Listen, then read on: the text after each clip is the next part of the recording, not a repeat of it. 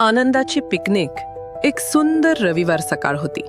आकाशात पांढरे ढग तरंगत होते आणि झाडांच्या फांद्यांवर पक्षी गात होते. आर्या, तिची बहीण परी, आई आणि बाबा सगळे मिळून आज पिकनिकला गेले होते. आईने गोड फळं, सँडविच आणि रसाने भरलेली टोपली आणली होती. बाबा म्हणाले, आज आपण फक्त हसणार, खेळणार आणि एकमेकांसोबत वेळ घालवणार. आर्या आणि परी दोघीही गवतावर धावत खेळू लागल्या.